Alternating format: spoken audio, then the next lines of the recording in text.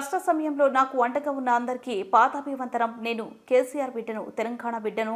తప్పు చేసే ప్రసక్తే లేదు. నేను మొండిని జైలుకు పంపి నన్ను జగమొండిని చేస్తారు. ఈ కష్ట సమయంలో తనకు బీఆర్ఎస్ పార్టీకి కార్యకర్తలకు, తన కుటుంబానికి అండగా ఉన్న తెలంగాణ ప్రజలకు బీఆర్ఎస్ ఎమ్మెల్సీ కల్వకుంట్ల కవిత పాదాభివందనాలు చేశారు. తిహార్ జైలు నుంచి విడుదలైన తర్వాత కవిత మాట్లాడుతూ, నేను కేసీఆర్ బిడ్డను, తెలంగాణ బిడ్డను. నేను తప్పు చేసే ప్రసక్తే లేదు. నేను అసలే మొండిని. నన్ను జైలుకు పంపించి జగమొండిని చేశారు అని తేల్చి చెప్పారు. తన తప్పు లేకుండానే జైల్లో వేశారన్నారు. తనను అక్రమంగా, అన్యాయంగా కేవలం రాజకీయ కక్షతోనే జైలుకు పంపించారన్నారు. తనను, తన కుటుంబాన్ని ఇబ్బందులు పెట్టిన వారికి వడ్డీతో సహా చెల్లిస్తానని శపథం చేశారు. సమయం ఖచ్చితంగా వస్తుందని అప్పుడు ఖచ్చితంగా స్పష్టం చేశారు. రాజకీయంగా, న్యాయపరంగా పోరాటం చేస్తూనే ఉంటానని ప్రకటించారు. 18 సంవత్సరాల నేను రాజకీయాల్లో, ప్రజా జీవితంలో ఉన్నానని, కానీ వ్యక్తిగతంగా తనకు, కుటుంబానికి, తన పిల్లలకు దూరంగా ఇంతకాలంగా ఎప్పుడూ లేనని భావోద్వేగానికి ప్రసంగం చేశారు.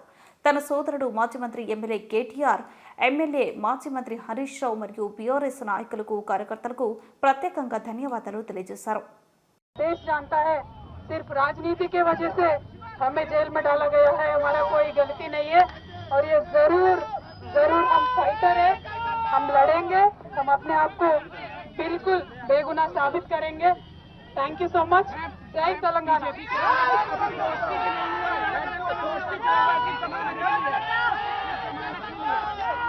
ఎవరి గురించి చెప్పే అవసరం లేదు, మనము నేను తెలంగాణ బిడ్డను, నేను కేసీఆర్ బిడ్డను, నేను తప్పు చేసే ప్రసక్తే లేదు. నేను మొండిదాన్ని, మంచిదాన్ని. అనవసరంగా జైలుకు పంపి నన్ను జగమొండిని చేసిండ్రు. ఇంకా ప్రజాక్షేత్రంలో గట్టిగా పనిచేస్తాం, కమిట్మెంట్ తో పనిచేస్తాం, అందరితో కూడా నిలబడి ఉంటామని తెలియజేస్తున్నాం.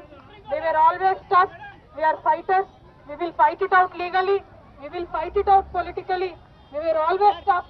By sending us to jail illegally, they only made BRS and KCR's team unbreakable. Thank you. Jai Telangana, Jai Hind.